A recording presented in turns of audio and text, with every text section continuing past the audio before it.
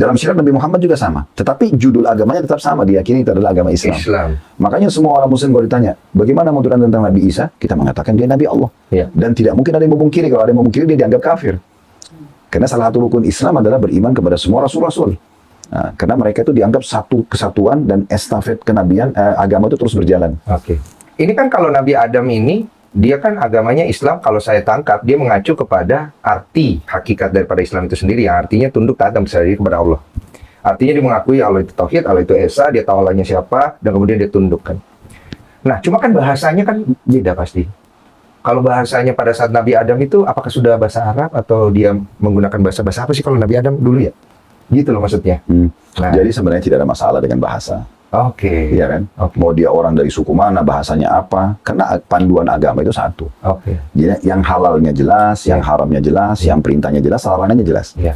Jadi mau dia orang dari orang bule, orang Melayu, orang Arab, sama saja. Tidak harus mengganggu soal bahasa itu. Berarti selama tunduk taat dan berserah diri kepada Allah, berarti dengan sendirinya sudah masuk ke dalam Islam. Jadi tergantung sebenarnya sih. Tergantung. Karena memang ada syarat-syarat untuk masuk ke dalam agama Islam. Salah satunya adalah syahadat. Syahadat ini. Ya. Syahadat. Jadi tidak bisa orang hanya mengatakan, oh saya menyerahkan diri kepada Allah, berarti saya sudah Muslim. Dia cuma masuk ke definisi etimologi itu. Iya, etimologi masuknya. Padahal sebenarnya ada terminologi yang jadi patokan. Terminologi itu. Jadi memang dia harus mengucapkan syahadat.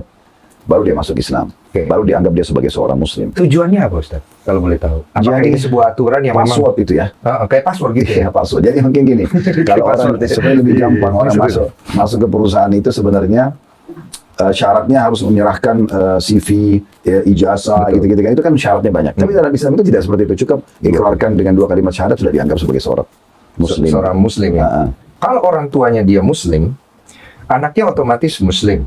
Dari mana kita bisa tahu anak ini Muslim? Atau hanya berdasarkan orang tuanya Muslim saja? Ataukah ada hal lain yang bisa, maksudnya mungkin kayak diazanin ya? Ada yang bilang, karena dia diazanin, makanya dia Muslim gitu. Enggak, bukan. Memang keturunan.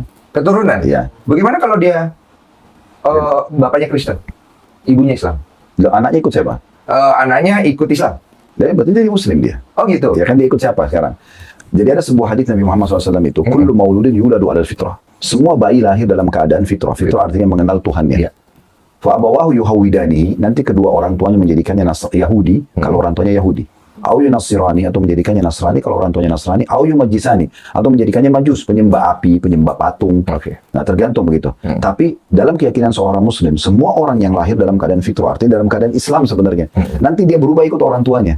Oke. Nah, seperti itu kalau gambaran dalam Islam. Nah,